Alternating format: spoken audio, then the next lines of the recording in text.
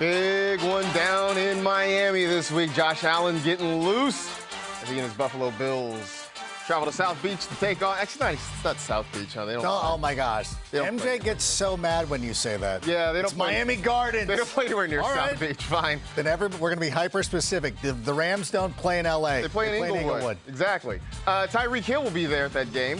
He and his teammate Jalen Waddle coming off a huge week last week. And this is kind of I think a statement. I have some thoughts here. Okay. Not here, but I mean when we get into the show. Okay. Real. Can I talk over Tyreek? I don't know. Yeah, sure. I want people to see my eyes. We're doing it right now. I lost the sunglasses. Welcome to NFL Fantasy Game Day. I'm Marcus Grant. Adam Rank sitting in, holding it down. Good to see you here, man. It's good to see you. I'm a touch offended, though. Why is that? Like, I'm legitimately wearing glasses for a medical purpose. Are those even real? Yes. Are they prescription? They are. Are they? I'm getting old. Are they? Oldness is coming. I'm offended. Father time comes for all of us, including me. So yeah, these are. My parents are like, is this? My mom was like, this is a style thing. I'm like, no, Mom. Exactly. I'm getting old. I thought about that the other day. Wait a minute. I'm like, is he having a go at me? No. Because I have to wear glasses for Not the time being? in the least. I miss my pre-glasses life. But whatever. It's all good. No offense to anybody who wears glasses. No, I love them. Right. They're delightful. I just thought, like, somebody's taking a shot at me. No, not even a little bit. They're getting my ear saying I have to actually talk about what's happening next. You can send us for questions all show long at NFL Fantasy on Twitter. We will try to get to some of them over the course of the show. Plus, I don't know, we'll call up to Aaron at his desk and make him answer some of them. Oh, yeah. As well. He should be here. He really should be here. Should be right off to the side so I can yell at him and have him let's make get to TikToks. some injury news. The actives and inactives are out.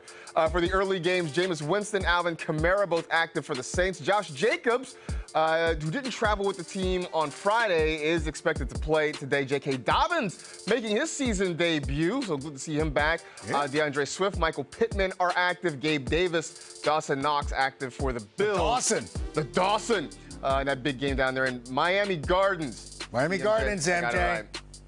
These are some from Inglewood. Some late games to monitor some injury situations. Justin Herbert is a game-time decision as he deals with his rib injuries. Keenan Allen also questionable for the Bolts in their game against the Jaguars. James Conner is questionable with an ankle injury, and Julio Jones, yet again, is a game-time decision.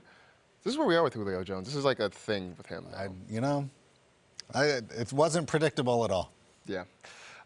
We did talk about that big game, though, down there in Miami between the Bills and the Dolphins. And our own Cam Wolf is hanging out around there, and he's got the latest for what we can expect. In Miami Gardens. Miami Gardens.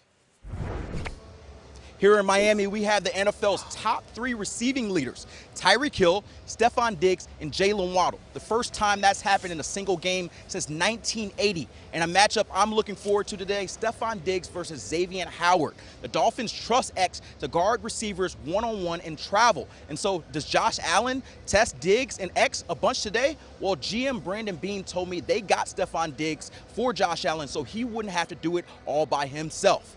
On the other side, Tyreek and Waddle, both are number 1 and number 2 in the NFL in yards after catch. That's what they want to do with their receivers. And they've got a matchup against a Bills secondary that is without their 2 Pro Bowl safeties, Micah Hyde and Jordan Porter. Could be a recipe for fireworks here in Miami. Thank you, Cam. Always love his suits. Jalen Waddle, Tyreek Hill went really big last week. I know we're going to talk probably some quarterbacks a little bit, but that Bills secondary being beat up, I think, is a game changer a little bit. I think that's a huge issue, and we'll talk about this a little bit more when we get into the quarterbacks. But I think for all these receivers, earlier this week, we had a lot of apprehension with going with a lot of those players. But I think now, when you look at what's going on with the injuries to the Bills, I know we don't fly up an injury board for the defense, but like there are a lot of guys out. So if you were scared, wondering about Jalen Waddle or Tyreek Hill, not you probably were, but I think Tua it might have the biggest impact on. Yeah, I think he's the guy who probably moves the most, I think, on a lot of people's rankings. A little bit closer to us in Inglewood. Not Los Angeles. Not LA. Justin Herbert dealing with his rib issues, and he is a game-time decision against the Jacksonville Jaguars. I mean, if you've got Justin Herbert, do you wait? You wait it out? Do you make a move now? How do you handle this? I did not feel great about this situation, mostly because on Friday, he was not throwing, and that to me was the biggest issue. I already started to make some other arrangements just in case. Now, you do hopefully have a player who's in the 1 o'clock window, and if you have somebody who's close, I've looked. A friend of mine was asking me this morning. He's got Kyler Murray on his bench. I'm like, that's a no-brainer. That's easy, yeah. You start Kyler Murray. I had a situation like this where I started Kirk Cousins over him. I think where it gets dicey is when you're looking at Carson Wentz, Tua, players like that. And to me, that it comes down to, how strong is your stomach? Like, what do you? No, honestly, it is one of those things. I know there's a lot of people who are like, I never bench my studs, and I'm like, all right, go do what you got to do. I don't think that any one of us knows. That's the problem, and this is the things the kids will fire in on us tomorrow morning. But go, thanks for telling me to do. I'm like, I'm not living in the body of Justin Herbert. I do not know how he feels. I just know that the situation is he was not throwing on Friday. He looked like he was in a lot of pain 10 days ago. I would probably avoid the situation if I could. Against the Jaguar defense, that isn't terrible. Thanks for telling me. I mean, Trayvon Walker really getting after it so far, so that does make me very, very nervous. Some good news, J.K. Dobbins is finally ready to make his season debut. The Ravens have been very cautious with him, but it looks like he's going to be on the field. Excited to see him play. I don't know about you, I'm very cautious about starting him, though. Oh, absolutely. Yeah, I'm the same way. I get a lot of questions about J.K. Dobbins, and I think we're all excited. We want to see him do well, but he has not been on a football field for, what has it been, 600-plus days? Something incredible like that. So we love to see it. We hope he does well. The matchup's tough. His physical conditioning is not going to be what it is. You see this a lot with players back in the day when we used to have holdouts all the time, and they would talk about they need to, especially running backs, as Emmitt Smith used to describe. Emmitt Smith was a Hall of Famer, Joel, but he would describe as having to get a. He's an old-timey player, sorry, but he would talk about having to get a body callus. Like, you got to go out there and get hit a number of times before you feel really comfortable. So for J.K. Dobbins, I think it's great to have him, and unless you're in a dire situation where you have a bunch of injuries, but it shouldn't be that way this early in the season, I'm going to hold off on starting him. I mean, to prove your point, that was footage from 2020 that we saw on the highlights, because we didn't have anything from last year because he didn't play at all. So that gets us to our look at the waiver wire, guys who may be available. Look at some of the notable players available in more than 50% of NFL.com leagues. You see there Trevor Lawrence. Still out there. Carson Wentz, Jeff Wilson Jr., who I think is going to get a lot of work. I dropped Trevor Lawrence. Garrett Wilson, who had a fantastic week last week. Jahan Dotson, who's been playing really well for Washington also. But for you, who is your Week 3 waiver wire hero? I want to explain, though. I dropped Trevor Lawrence to pick up Kirk Cousins. Oh, well, see, that makes sense. That makes a lot of sense. I like Trevor Lawrence, but I'm going to talk about Garrett Wilson here for a moment. Who's probably he's not available right now for a lot of you, but I want to talk to anybody who picked him up over the last couple of weeks, and you're worried about point chasing. Anytime a player pops off, there's always a big issue of like, gosh, do I run him back out of the lineup? There's no way he can have 2 touchdowns again, and that's probably true. He's probably not going to have 2 touchdowns, but he looks like he is going to be the target leader for the New York Jets, and more importantly, there's nobody in the NFL right now, although I can't count Thursday night's game, so this might have switched, but coming into this week, there was nobody who had more red zone targets. Is that right, Joel? Red zone or end zone targets? Red zone? Okay, red zone target. I just want to make sure. Then Garrett Wilson. So he's a must start. I think he is too. I think he has announced his presence with authority. I'm going to feel a little bit nauseous for saying this, but Evan Ingram is starting to do things. Yeah, that's fine. He's starting to do things down in Jacksonville. He's on the field a ton. They're targeting him. This offense is definitely better right now than it was this time last year, although, I mean, I guess that's a really low bar considering all the dysfunction that was surrounding the Jaguars early last season. But look, all the things that we thought he could be with the New York Giants are coming into view here in Jacksonville. So we're always trying to find tight ends. If you're streaming guys, I mean, look, maybe you have Gerald Everett. You're worried about the whole Justin Herbert situation. Yeah. Good point. Yeah, there are a lot of guys that Justin Herbert doesn't just affect Justin Herbert. Yeah. So you know also is key is if you were in the Long Beach area yesterday. Yeah. The Jags private plane flew into Long Beach Airport. You go say what's up to Tony Khan? That means, well, I should have. Yeah. But it also means that that's an organization that knows what they're doing. Right. Because if you fly into Long Beach and not LAX, you're ahead of the game. You're totally ahead of the game. Anyway, that was the waiver wire presented by KFC. And it is time now for 15 for 15, presented by Geico. So let's start with the quarterbacks. We sort of teased this a little bit. Who are your must-start quarterbacks for the week? Well, let's run through the very obvious list of Josh Allen, Patrick Mahomes. Oh, they did put Tua on there. There it is. I was going to reveal Tua as my surprise. Jalen Hurts, Matthew Stafford. You know what? I've got some issues with the treatment of Matthew Stafford in regards to another NFC. I know he's no longer an NFC North quarterback, but I'll get to that later. I don't want to waste the time now. But let me say something about Tua Tagovailoa. Now, earlier this week, we did the hype train. This is how recent it was. Thursday, we're like, yeah, there's no way. No, not doing it. No way. Not going to chase the points. There was a lot of breakdowns in that secondary. But once the injury report got released from the Buffalo Bills and we saw that Micah Hyde is going to be out for the season, it really changed the tenor a little bit. Not to the point of like Tua's a top 5 guy or anything like that. I'm not starting him over Josh Allen. But I think if you had an issue where you were not comfortable starting, let's say, Aaron Rodgers, Tom Brady even, I would probably start Tua over the both of them. I think that this is another game that could end up being very high scoring. And I think this Bills team, not that they're in trouble, but I think they're going to be in closer games now. And I think it's going to mean a lot of points. So I feel very comfortable. More comfortable than I would have been earlier this week. I mean, as recently as Thursday of starting Tua, but I would certainly put him in there. And I think he's right in that category now with guys like, I would start him over Carson Wentz. I'm not sure I would start him over Kirk Cousins, though. Okay, yeah. So he went from being basically a fringe QB1 to more solid. He was like QB 18 at one point, but now it's like 12, 13. All right, so there you go. So you could possibly start him if you're like in a 12, certainly a 14-team league. Let's pivot to running backs because I've got my top 5 must-start running backs for the weeks. Dalvin Cook, of course. I think he has a huge week. I think Derrick Henry finally gets on track. Joe Mixon, who is the top 12 running back and has done it without scoring a touchdown, so maybe he actually finds the end zone, which helps. And then Cordero Patterson has a really good opportunity against the Seahawks. But let's go right there in the middle. See right there in the dead center to David Montgomery, who I've always been a David Montgomery fan. In the last year or two, I think he's really started to blossom. I think they're using him in the passing game. And I know, Rank, they called a lot of passing plays, but this has been a team that, when they snap the ball, has run it very heavily this year. And the Texans' run defense has not been great. So I think this is a situation where you get a lot of David Montgomery. Maybe they throw him the football a little bit. I do like Khalil Herbert, though. They've worked him in, and he's looked good at times this year. No, and if you think about it, too, Luke Getsy comes from that system in Green Bay where they made effective use of both A.J. Dillon and Aaron Jones. So I think both those guys are viable options. What do you see out of the Texans? They like to rotate in those defensive tackles. A lot of, they have 5 guys in a rotation, but the thing is you want to find a running back that can bounce it outside, which is certainly something that David Montgomery can do. Yeah, I like him a lot this week. Wide receivers, who are your 5 must-starts this week? Well, I think Devontae Adams is a player that if you're in DFS and you want to be like, okay, I want a guy who's going to pop off, like my expensive receiver, I think Devontae Adams is that guy. He was 4th on the team last week in targets for the Raiders. That is certainly going to switch, especially with Hunter Renfrow in concussion protocol.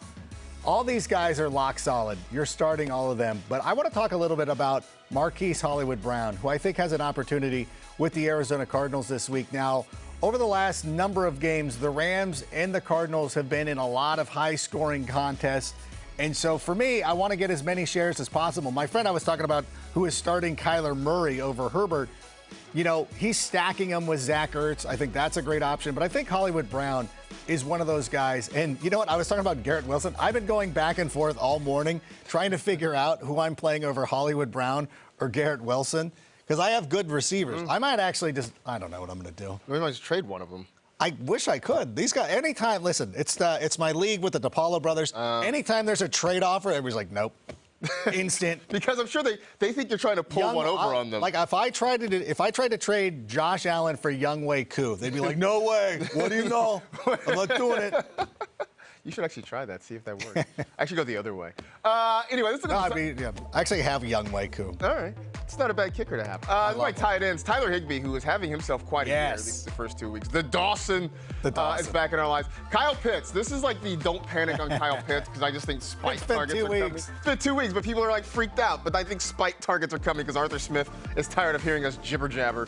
Darren Waller against the Titans is a good start. But I want to go to the top there and talk about George Kittle. And this isn't me telling you anything you don't know about George Kittle. It's just the reminder that he's back this week after missing the first 2 weeks of the season for the 49ers. They were certainly, he wasn't ready to go week 1 in the rain. Then week 2, I think they were just being cautious with him. They ended up getting a win, so it didn't matter. But he's expected to be all systems go for this one. So it's just a reminder that if you have George Kittle, to make sure he's in your lineup because you want to start him. So that's all. May I say something about Tyler Higbee? Please. I feel like he's a sell high guy. I think in the early part of the season, with Matthew Stafford missing as much time as he did, the reason we see Cooper Kupp and Tyler Higbee with so many targets right now is because he's just trying to be as comfortable as possible. Trying to preserve the elbow a little bit? Well, he's going to the guys he knows. Okay. I think once Allen Robinson starts to develop that deeper rapport, not that Cooper Kupp's going to be bad, but I think Tyler Higbee's the one who ends up falling off. No, that's just a tip for you. I'm going to DoorDash some Randy's Donuts to Matthew Stafford on behalf of Allen Robinson, if that helps get him targets. That's a great idea. Here you go. All right, on Twitter, we asked who is under the most pressure to perform this week. It is our social box question. Your options: Kyle Pitts, Joe Burrow, Darnell Mooney, or Derrick Henry. I don't know if you have a pick there. Wow, this is a great question. I think Kyle Pitts. Even though Darnell Mooney's gotten a lot of people upset, Kyle Pitts was a third-round pick, maybe even a second-round pick. I think people are really panicking. People are really panicking. You really bought into a system like that. I did that in a number of spots. Yeah. I think we can blame Florio for his constant. No. I was all no. I'm going to go with Joe Burrow. I think he has a good game today, but I think people are a little bit worried because he was so great last year. That hasn't been great. And it hasn't been great so far this He year. did have an appendectomy. Maybe we should cut him a little bit of slack. Give him a break, let him kind of get healthy a little bit. You can go, of course, and vote now on Twitter at NFL Fantasy.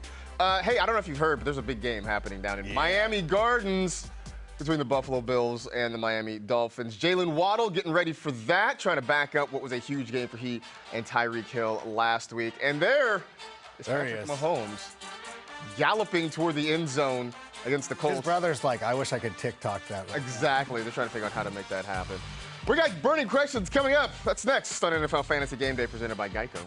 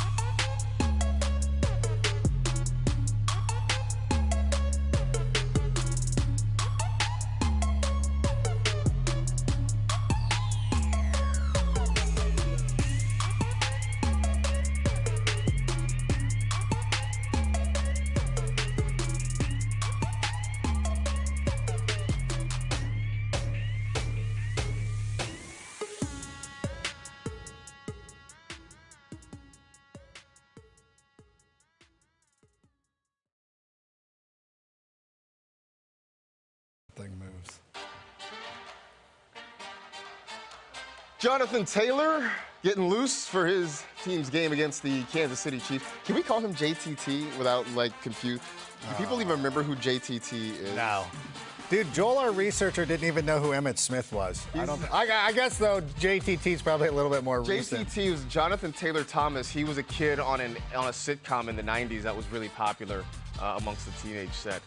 Ryan Tannehill, who I've got to start him in a few places. Oh, my gosh. Because I'm not certain about Justin Herbert. 2 quarterback leagues? Definitely in 2 quarterback leagues, but I'm not certain about Justin Herbert, so I may have That was your best option on the waiver wire? Well... Like, I usually feel like you can find Trevor Lawrence. Maybe. I don't know. I think they'll have an okay game today. I don't know. Maybe. Anyway. I guess it is, yeah. Right, they're playing the Raiders. They can score some points. Right. Welcome back to NFL Fantasy Game Day presented by Geico. I'm Marcus. He's Adam. We're talking about fake football until they, tell us to leave. The Washington Commanders They don't have to tell me. I'll leave. are at home against the Philadelphia Eagles in what I'm calling the Carson Wentz Bowl. It's a Revenge game. And our own Omar Ruiz is hanging out there. Omar, what is the latest, please? We could see some offensive fireworks here at FedEx Field as Jalen Hurts and Carson Wentz are ranked 2 and 3 in terms of quarterback total yards so far in this early season. Tua Tagovailoa is ranked number 1. Wide receiver Terry McLaurin told me earlier this week that Carson Wentz's arm talent has really opened up this offense. He said every route is available to them, no matter where Carson Wentz is on the field. And after falling behind 22-0 against the Lions last week, they're looking for an especially quick start. McLaurin emphasizing they want to get a first down on that first drive to open up the playbook with tempo and play action. The Eagles defense, meanwhile, looking for turnovers. Carson Wentz has 3 turnovers already so far this season. Thank you, Omar. Should be an interesting one to watch there. I think That'll be a fun game. it's going to be a fun game. I think there's going to be a lot of points in that game, so it should be interesting to watch. And once the Eagles go up by 40 and Carson Wentz has to come back and He'll be the garbage time hero. There it is. You'll get all your points. Time now for burning questions. Let's see, what is our first burning question? How concerned should fantasy managers be about Christian McCaffrey's ankle stiffness? Yeah, he keeps popping up on the injury report on and off again. I think the biggest concern is something that Dan Orlovsky pointed out this week, and that's the play calling and the predictability. And this has been a big issue going back to the time when they had Joe Brady there last season and had to get rid of him because he wasn't doing a good enough job of self-scouting. And we'll look to see this week if the Panthers are a little bit better at disguising their intentions. Because and that's the one thing is that Matt Rule gets mad at Orlovsky, and it's like you don't think the other teams are watching tape and notice the exact thing. If anything, you should be thanking them for pointing this out to you because apparently you have not figured it out. So I would like to see the play calling get a little bit better. So more than the injuries, believe it or not, it's the Panthers' play calling. I think that's kind of what it is. For whatever reason, Baker and CMC just don't seem to be a good fit early on. Maybe it changes. I think it's Maybe it changes. This isn't Madden. You know, you just can't make a trade and be like, all right, here goes. Quarterback. There, he's just in. Just plug him in. He's a 75 rating. Is Baker even a 75? Next burning question. Is Cooper Kupp the most matchup-proof player in fantasy football? You know, I alluded to this a moment ago, but for those of you just joining the show, I think that the familiarity with Matthew Stafford, especially early in the season, is leading to huge games for Cooper Kupp. And this should continue. I mean, he's a great player. He's going to continue to be in the mix. But I think at some point, again, Allen Robinson is going to get more involved because Allen Robinson is one of the best players in the NFL. But I think the player that it ends up hurting is Tyler Higbee. That's the one. So I think that Cooper Kupp is the most matchup-proof. Absolutely. I will say that unequivocally. Oh, you know what? Actually, I'd give it to Justin Jefferson. Even though he's coming off a terrible game, I still think that over the long haul, it's going to end up being Justin Jefferson. But Cooper Kupp's great. Cooper Kupp is great. That's great. I mean, it's a combination. Tyler Higbee's who to be concerned about. Of Kupp being able to get open on his own, but then they also run a lot of things for him in that offense. Oh yeah. So he's always open. He's always open. Everybody in the stadium knows he's getting the football, and somehow he's open anyway. Which shout out to him for being able to do that. Yeah. All right, time for our favorite flex plays. I can speak English, trust me. Who is your favorite flex start of the week? You know what? Going back to that Panthers offense, I really think they're going to have to get it going this week. I'm going to go with DJ Moore. I know it's not the best. I think that the Saints defense is pretty good, and they've done a nice job over the years. But I think that we need to see more out of DJ Moore. And this is one of those things where this Panthers offense, it doesn't make sense that it's not good. And I think that the matchup against the Saints, actually he's done really well against the Saints, but I think that, they just got to, it's just one of those feels. Right. Sometimes it doesn't make sense where you look at the statistics or you look at the matchups and you're like, wow, the Saints should win this one. They're failing. But, these are professional players. And at some point, they got to turn it around. And I think if the Panthers are going to be successful, they got to get the ball to DJ Moore as well as Christian McCaffrey. So I look for him to get a lot of targets. So I would feel pretty safe with him. Yeah. I mean, this one's just vibes, but I feel those vibes. It is one of those things, yeah. Just vibes. I'm going to go with Miles Sanders as a flex play. And I know we like to point at the thing. He was like, don't draft me. And I feel like he was just being able to keep receipts on all the people who are like, I didn't draft you. But now he's able to score touchdowns, which is sort of a new thing for Miles Sanders. And that's good. That's good. He's also going against a bad Commanders run defense. He'll get some targets as well. This hasn't been necessarily fully the Kenny G show, catching the football out of the backfield. Sanders is getting involved in that. He's running effectively. The Commanders can't stop the run. And I think it's going to be a high-scoring game. So this feels good to me. It is one of those things that, again, I certainly made the jokes about like, oh, I'm not drafting. Oh yeah, the same. And I'm like, I kind of wish I had. I got a little too in my feelings. Right? I really overestimated Kenny Gainwell. Let's get to some social questions. You can always tweet us, of course, you can tweet us on Twitter, as opposed to tweeting us on like Instagram, because I don't think that works. At NFL Fantasy, should I fade the Bills defense and start the Saints over them? You know, that doesn't sound like a bad idea. As much as I'm talking about DJ Moore and Christian McCaffrey, I think of the teams that I would fear the most. Whose offense do I fear on this day in Week 3? It's the Dolphins. So I would fade the Bills and I would start the Saints. I wouldn't necessarily drop the Bills. No. You're going to have some good matchups upcoming. Exactly. Let's see. Kyle Pitts or Tyler Higbee in a half-point PPR. I'm going to go Pitts because I really think this is the week he breaks out.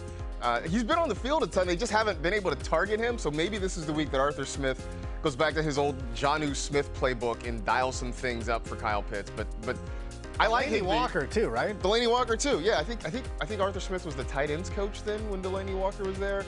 So I like Pitts this week.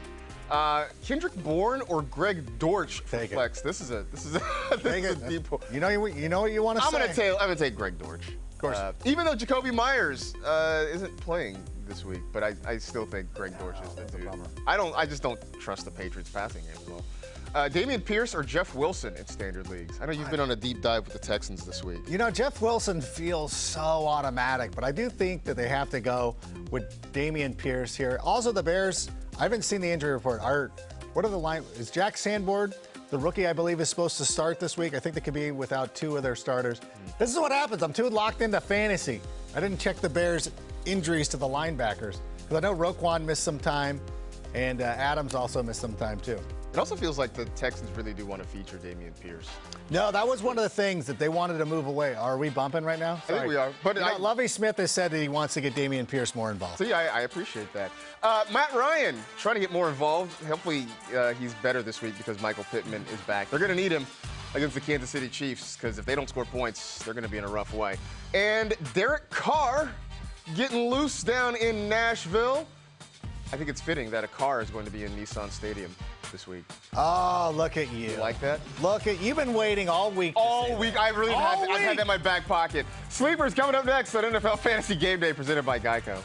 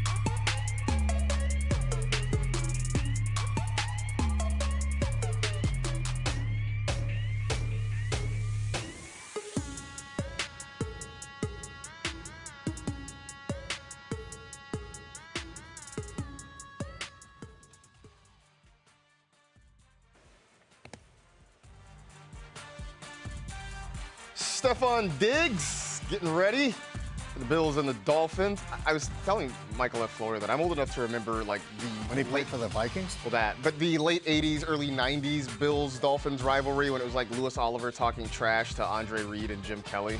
Brian Cox, those guys, you know, Darryl Talley making plays as a linebacker for the Bills.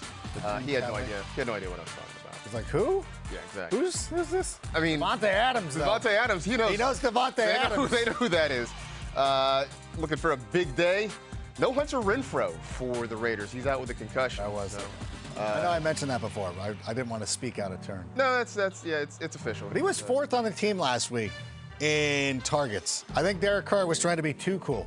Yeah. I don't want to show too much favoritism. I think that changes this week. Welcome back to NFL Fantasy Game Day presented by Geico. I'm Marcus, he's Adam, and we're still here because they haven't sent us home yet. We got some questions. You can actually, let me this. You can send us your questions. We'll get to some of those a little bit later on, but you can send us those at NFL Fantasy, and we'll get to some of them a little bit later on. But let's take another look at the notable actives and inactives for today's early games. Jameis and Alvin Kamara, who were questionable during the week, they are going to play for the Saints. Josh Jacobs has made the trip to Nashville. The big news for the Ravens, J.K. Dobbins is active, which is good because they have not had much of a running game outside of Lamar Jackson so far this year. DeAndre Swift is active after dealing with the ankle injury. Michael Pittman is back. The Colts could certainly use him. And a pair of Bills, Gabe Davis, Dawson Knox, are active and ready to play for Buffalo. Now, here are the late game injuries to monitor. Justin Herbert, a game-time decision with his rib injury. Not feeling great about it. Not feeling so great about it. He didn't throw on Friday. That's the biggest. That's a red flag. Keenan Allen questionable with a hamstring. James Conner is questionable with an ankle. And Julio Jones, a game-time decision for the Tampa Bay Bucks.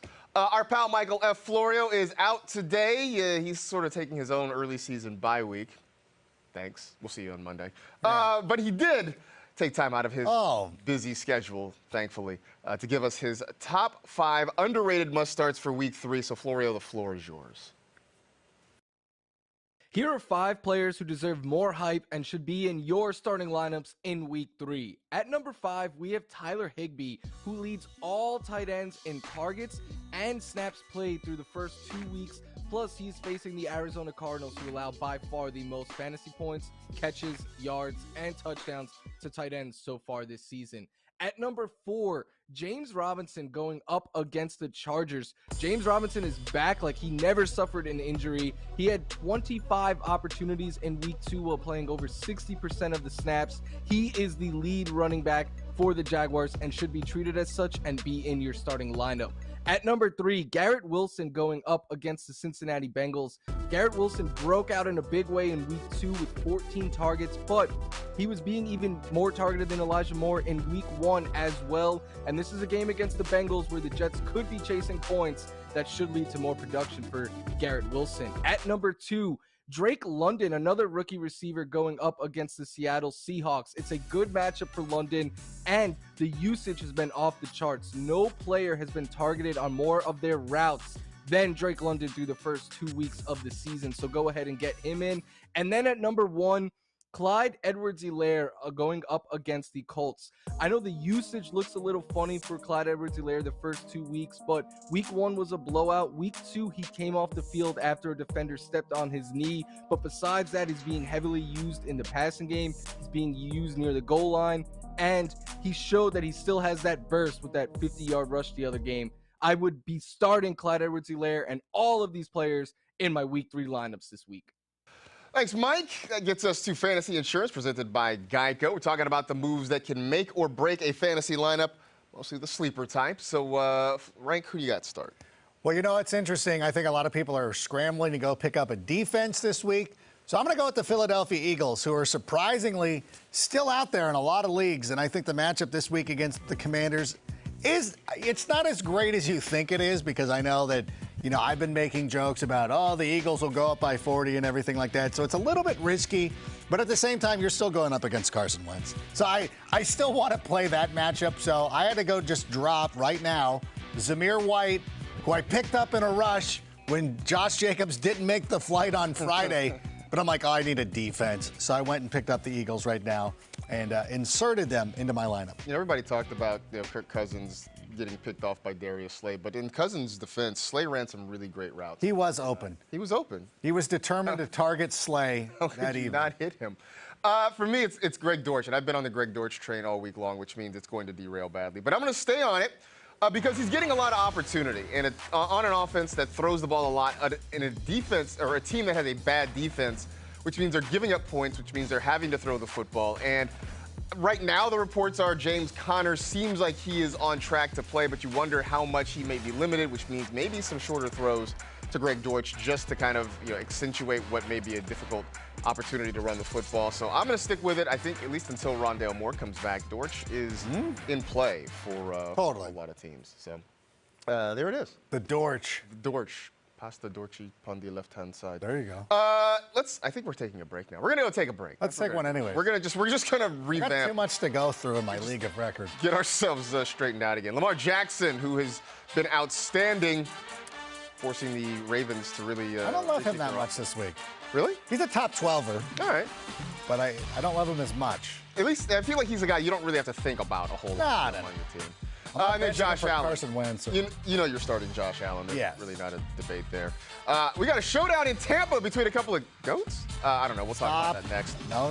Fantasy Game Day presented by Geico. Rolls on.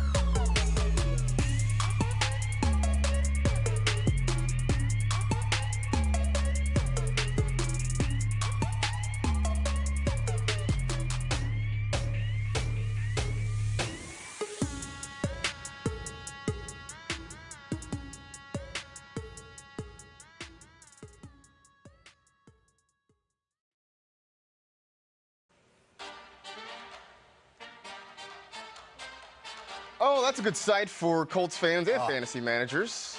Michael Pittman getting loose. Getting his down dog going. Right? A little bit of down dog, a little bit of down dog splits. Got to make sure those hammies are ready to go because goodness knows the Colts need some pass catching help. Maybe Matt Ryan won't look like, like meh Ryan. Mid Ryan. Yeah. And there we go. We got Tua Tagovailoa. We're back in. Hey, quit switching the frames. People are like, here's Tua as a righty. Righties look gross throwing any sort of ball. I saw people doing that, and I'm like, I don't really see Don't the do difference other than like now the graphics are backwards. Yeah. So it's like lefties just look natural. So then like the 3-letter code for the Dolphins is now AIM instead of MIA. Weird. Oh my gosh. Right. Yeah. Yeah. Totally. Just like if you look at an Avion bottle from the backside, it says naive. It's a thing. Go look it up. Welcome back to NFL Fantasy Game Day presented by Geico. I'm Marcus Grant. That is Adam Rank. You can keep sending us your questions on Twitter at NFL Fantasy, but we had a question for you on Twitter today. It's our social box question. Wait, for me? Oh, I thought you meant for me specifically. Who is under the most pressure to perform in Week 3? We had Kyle Pitts, Joe Burrow, Darnell Mooney, and Derrick Henry. And Joe Burrow is your leader in the clubhouse right now. That makes sense. I mean, every one of these were great options. Except for, apparently nobody believed in Darnell Mooney. Well, it's not that they know, it's just that people don't think he's under pressure to perform this week. We don't care. People are just waiting. I mean, it's going to happen. I don't care. But people aren't freaking out. Somebody offered me Darnell Mooney for Raheem Mostert, and I did not make, I don't think I'd do that either. Well, I didn't pull the trigger because I always have these issues with, I have too many good receivers. I play with these people. Brag. They're just not good. But I always have the worst, like, I have to choose between Garrett Wilson and Hollywood Brown. I had Deontay Johnson already with CeeDee Lamb and Allen Robinson. Like, this is impossible. You have a collection of number 2 starters. Oh, my gosh. It's like, they're all really good players. Yeah. But, like, no, like, for sure, just lock it in and forget it. That's what you need. Anyway, there's a big game, at least on paper, happening down in Tampa between the Green Bay Packers and the Tampa Bay Buccaneers. And Sarah Walsh is down there taking it all in. Sarah? Hey, fantasy owners, we got Tom Brady and Aaron Rodgers here in Tampa. Now, neither of these guys has really lit it up in the fantasy world so far this season, and it's going to be tough sledding for Tom Brady, perhaps, because he is without a lot of offensive weapons. No Mike Evans, no Chris Godwin. Julio Jones will once again be a game-time decision. That's how they listed him a week ago when he did not play against New Orleans. Expect a heavy dose of Leonard Fournette. And I'm also told that Cole Beasley, who just signed with the Bucs this week, is expected to get some significant snaps. He will be in there when they go 3 wide. 4 wide in terms of those receiver sets. On the Packers side of things, it could be another heavy dose of the run game for them with A.J. Dillon and Aaron Jones. Aaron Rodgers says if they have to be methodical against this Tampa defense, that's what they'll do. And, of course, Sammy Watkins placed on IR on Saturday. Thank you, Sarah. It is now time for Who Scores, presented by DraftKings Sportsbook. So, Rank, we're going to take a look at these 2 quarterbacks, Tom Brady and Aaron Rodgers, in a game that is lacking in wide receivers. But let's start with Sir Tom Brady. What are you projecting for him? DraftKings projects him to throw for 239.5 yards. How do you have him looking without a lot of his top targets? Well, I'll just stick it right there at 250, which I guess would make it. Depending on how many points you get for a passing touchdown, which I'm low, right around 18 fantasy points. It's an average game. I think that he's still going to find a way to move the football through the air. While Sarah did mention Leonard Fournette, I do agree with that. I think this is going to be a lot of Leonard Fournette. I have Leonard Fournette catching a touchdown pass, and then some rando is going to catch a touchdown from him somewhere. Is it Perryman? Is it the newly minted Cole Beasley? I don't know. But I will also say this, somebody will catch one. So, again, a low-scoring game, but 18 fantasy points. Wow, that's actually, I think that would be his best day of the year, which is kind of a weird thing to say about Tom Brady, but that's where we are here in week 3. All right, we're moving on to Aaron Rodgers. And let's see, DraftKings projects him at 232.5. What are you looking at? Again, we're still trying to figure out his wide receiver situation. Now, I'm going to put him right again. Although this is the one thing where Romeo Doubs is going to end up being his top wide receiver target because Christian Watson's out. We also will not have Sammy Watkins, as Sarah mentioned, because he's on IR. So, again, I'm just going to take it real easy. Like right there around 18 fantasy points. Again, he can still throw the ball to his running backs. I expect one of these plays to be that Aaron Rodgers, that patented little shovel pass he loves to do to Aaron Jones. He can't let Aaron Jones have all the credit. He can't let him have all the glory by giving him a handoff. No, he's got to do the little shovel pass so he can pad his statistics.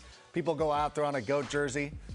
Throw a goat on a jersey, whatever. Throw a jersey on a goat or something? How is Aaron Rodgers in the conversation for the GOAT, but Matt Stafford isn't? They're the same guy. One Super Bowl. Wow. One Super Bowl, a bunch of meaningless stats. Why does Aaron Rodgers get kissed into this? I mean, at least Aaron Rodgers has been to multiple NFC championship games for, whatever that's Put worth. Stafford on the Packers. He would have done the same thing. Wow. I'm just saying. Am I wrong? I mean, I'm really trying to find an argument to refute that, and I'm struggling at the moment. The sound girl's not worked with me before. She doesn't know how to handle it. But listen, I'm just asking. There it is. This is what normally happens here. There it is. It's going to be weird, though. It's going to be one of the lower scoring games of the week. Who would have imagined? All right, get in on the hottest sports action for your shot at cold hard cash with DraftKings Sportsbook. Bet on your favorite sports all season long and gear up for football season. Right now, new customers can get a special offer when they sign up using promo code WHOSCORES. Carson Wentz? By the way, there's Carson Wentz. Yes. Her name's Cynthia. I froze because, I started doubting myself because, Cynthia Freeland, was just in the hall because she gets to do game day morning. And I was like, is it really? So I don't want to get it wrong. So Cynthia, I apologize. So we've I call you sound girl. We've cleared that up. Carson Wentz I've been called loose. Joe Sound Guy forever. So hey, look, man, it happens, right? Patrick Mahomes also getting loose. He of the putting ketchup on steaks. Wait, does he? I don't know. That was the thing, right, when he first got drafted? Oh, my gosh. Yeah. Right. We got Sunday Fun Day coming up, as though this hasn't been fun already. This has been a good time. Admit it, Joel. NFL Fantasy Game Day presented by Geico. We're going to go back and have some more fun later.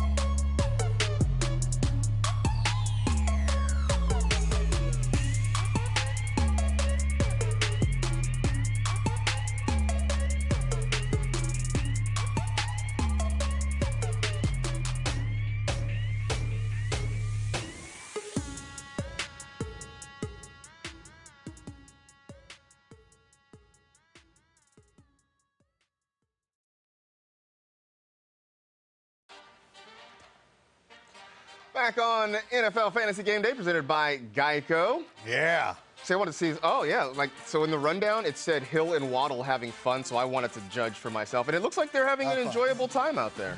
Well, they're having a good time. The Dolphins flying high right now. River Craycraft getting involved, and I was like trying to make some sort of Weezer joke because, Rivers Cuomo and stuff. Anyway. I got you. J.K. Dobbins will make his season So debut. good to see him out there. Really excited to see him back out there. I would say that if you have him, I'd be cautious about starting him. Yeah. But I do want to watch him play because it has been. I think that's fair. So. I got a lot of my friend Chris Moore. He's watching us in Corona right now. He's asked me 30 times. I'm like, dude, you want to play him, to just start him. But it's time for 15 minutes to kick off, presented by Geico. Another look at the early game actives and inactives. A pair of Saints. So Jameis Winston, Alvin Kamara are active. J.K. Dobbins, we mentioned, is active. Josh Jacobs is in Nashville. He will play for the Raiders. DeAndre Swift active for the Lions. Michael Pittman back for the Colts. Gabe Davis and Dawson Knox are active for the Buffalo Bills. All right, we've been answering your questions all show long. Of course, you can send them at NFL Fantasy. You can send them all week, although I would say that in about 10 minutes or so, it's going to be a lot harder for us to answer them. But we'll get to some of the questions that you have sent to us on Twitter.com. And this one for you. Got to start two. Gabe Davis, Terry McLaurin, Drake London, and Curtis Samuel. That's Gabe Davis coming back off that injury. To me, I think that McLaurin and Drake London are probably the two safest options. I like Drake London a lot. I like Drake London for sure, and I probably would go McLaurin over Gabe Davis in this one. Oh, another Drake London question. Drake London or Mike Williams? I'm going to say London. I'd say go with the SC guy. Yeah, I mean, because the other one's a Clemson guy. I'm gonna go with Drake London just because the whole Justin Herbert thing makes me a little bit nervous with me not being sure about There was his a Mike Williams who played. There was a Mike Williams who played. He was very He didn't good. play well in the NFL. No, I blame. He was drafted. I blame Maurice Claret for that. Because, Oh my gosh, that was the that's worst. why Mike Williams left school early. Matt Millen's punching air right now. Exactly. Jameis or Jimmy G?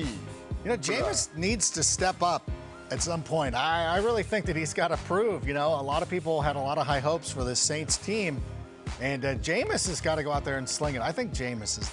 I think Jameis is. I think that Broncos-Niners game is going to be low scoring, so I'd stay away from Jimmy G. J.K. Dobbins or Devin Singletary for flex.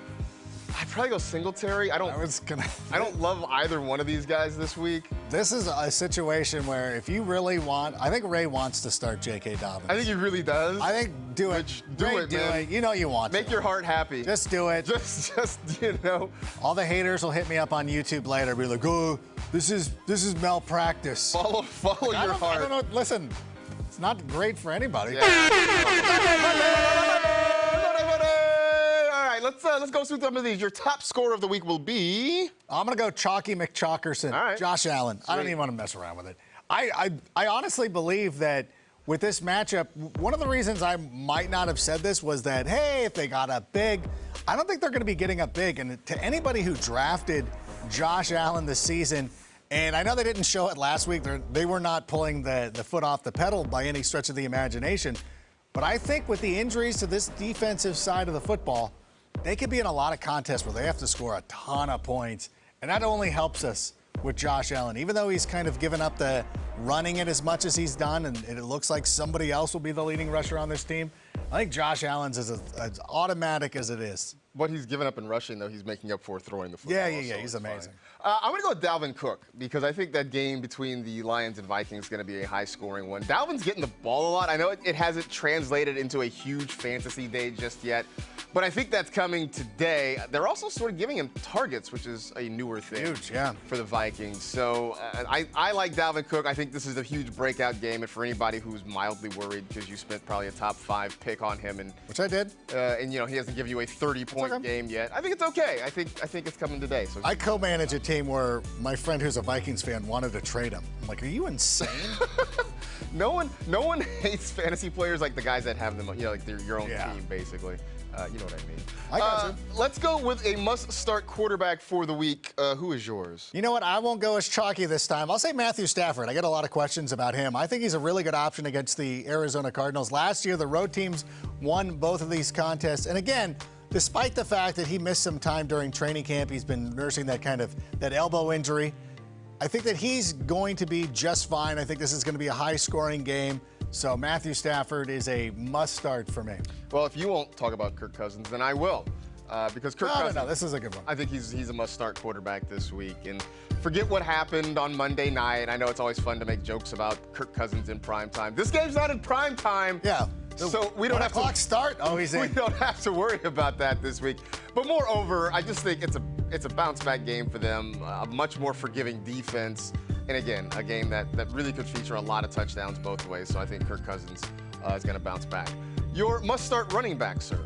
Cordero Patterson is going to be my guy. I think that he's he's got a great matchup this week going up against the Seattle Seahawks. We saw some teams run on them. I think back to week 1 when both Melgo and Javonte Williams. Melgo and Javonte Williams both have had opportunities to punch in rushing touchdowns, and they fumbled on the goal line.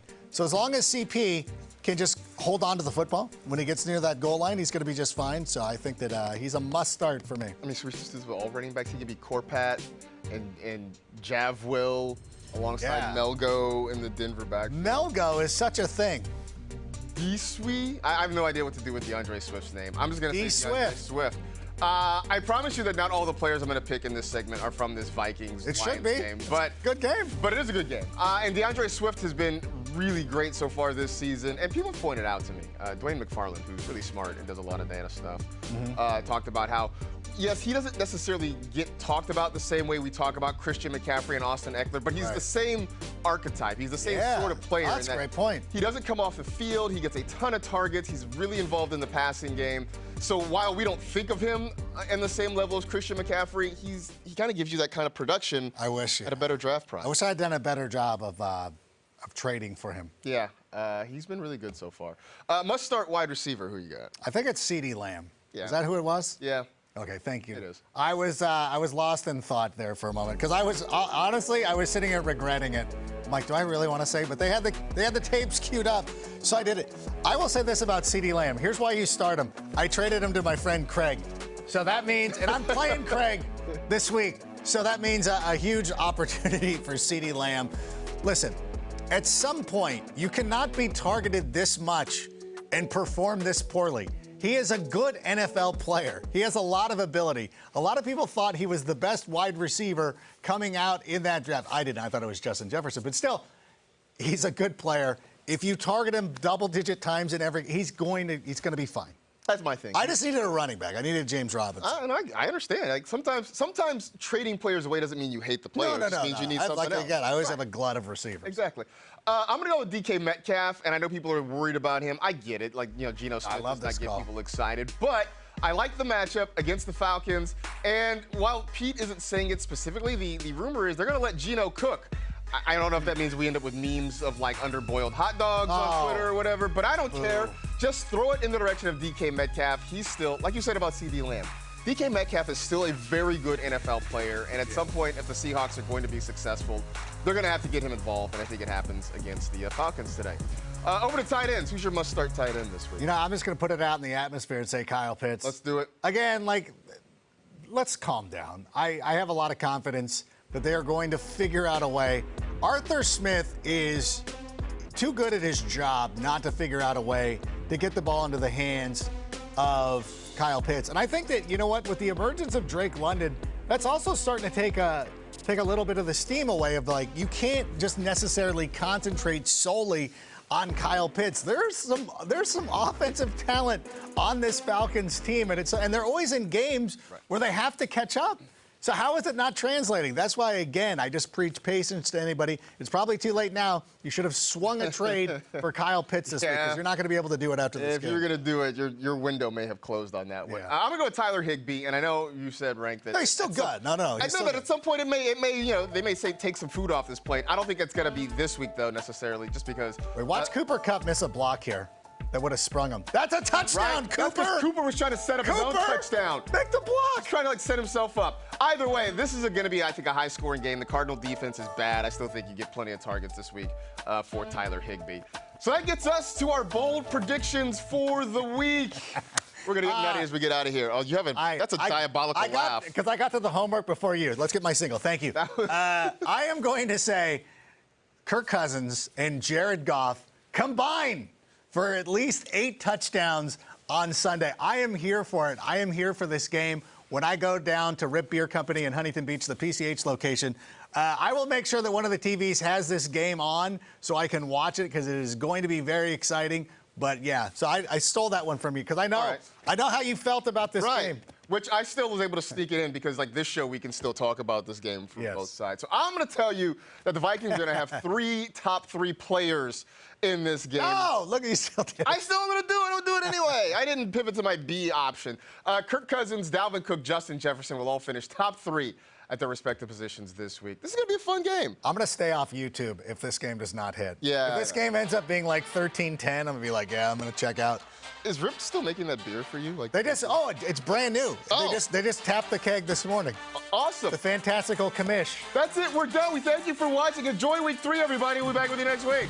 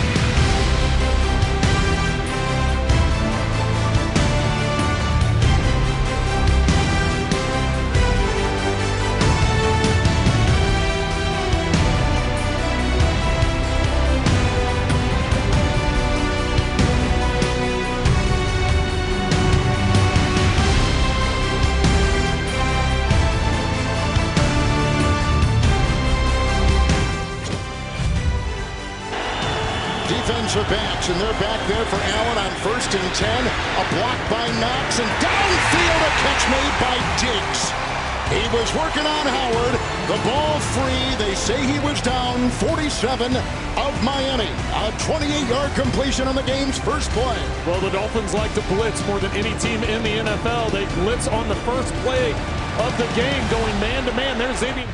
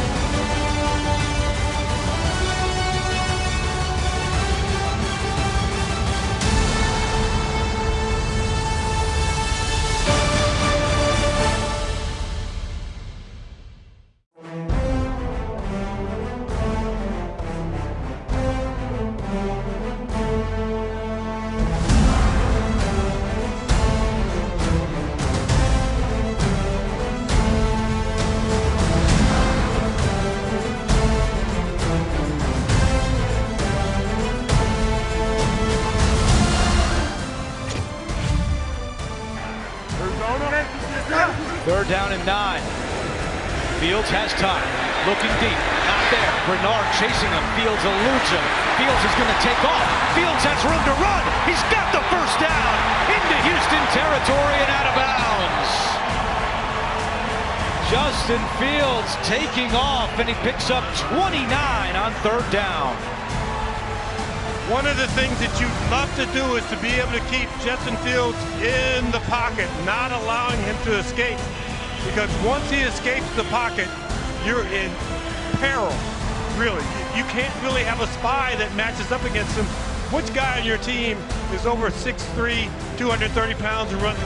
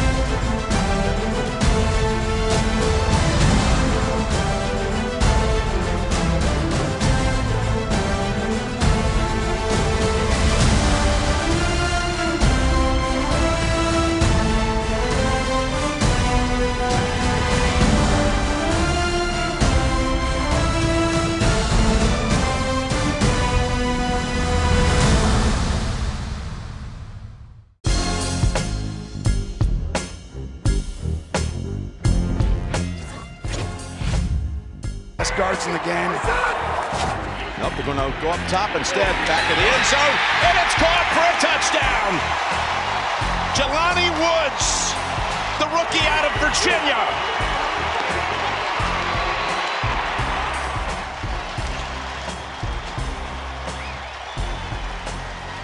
Just a great design play call. We said it. They're going to throw on this down. No chance they give it to Jonathan Taylor, right, Jim? But this is all film study. Woods, who's